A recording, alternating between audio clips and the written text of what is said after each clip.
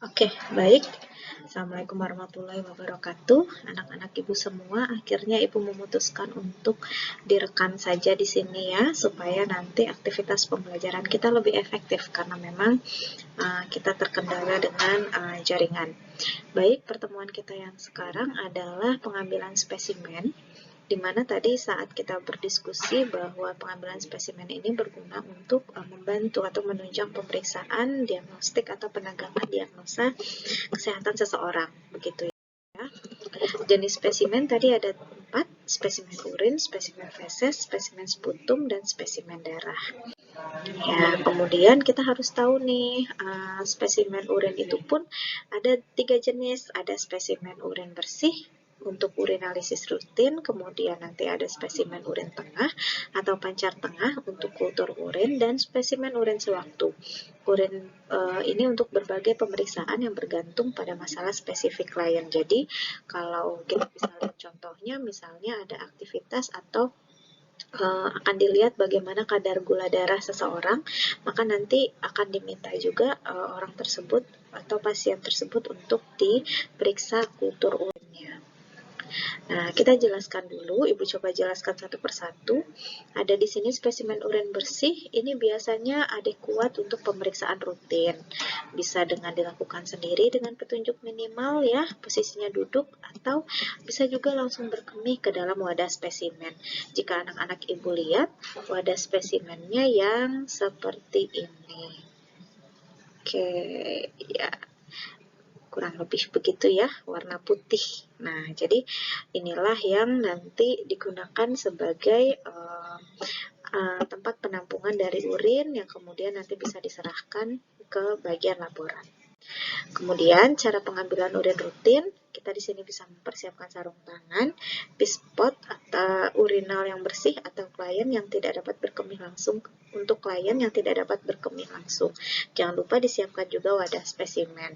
Kemudian ada wadah spesimen yang bermulut lebar, kemudian slip pemerintahan laboratorium, kemudian label identifikasi spesimen yang sudah terisi lengkap. Nah, ini bentuk-bentuknya. Jadi bentuk-bentuk inilah yang bisa digunakan alat-alatnya ya, seperti tentukan klien ini apakah perlu kita bantu ke kamar mandi atau bisa mandiri. Kalau kliennya tidak sakit parah, artinya bisa ke kamar mandi sendiri, maka kita bisa meminta klien cukup diberikan wadah spesimen saja. Nah, kemudian nanti urinnya dijelaskan bahwa urinnya ditampung dalam wadah spesimen tersebut. Namun, jika klien ini memang memiliki keterbatasan, begitu ya, maka kita perlu menggunakan alat penampung urin, misalnya urinal atau pispot. Nah, pelaksanaannya, jelaskan kepada klien apa yang Anda lakukan dan mengapa hal itu dilakukan. Misalnya, sebelum kita meminta klien tersebut, berarti kita harus menjelaskan dulu maksud dan tujuan kedatangan kita, begitu ya. Jadi, selamat pagi Bapak, saya dengan perawat N yang hari ini bertugas mendampingi Bapak dari pukul 7 pagi sampai jam 2 siang. Bapak mohon izin, hari ini kita akan ada pemeriksaan laboratorium urin ya Pak, untuk memeriksa kesehatan lanjutan Bapak. Oleh sebab itu, di sini saya membawa pispot dan juga wadah spesimen. Apakah Bapak bisa mengambil spesimen urinnya di dalam kamar mandi atau perlu saya bantu Bapak? Nah, itu penting juga dijelaskan, gitu ya. Kemudian jelaskan tujuan pengambilan spesimen urin. Jadi, tujuannya apa, indikasinya apa, itu juga dijelaskan.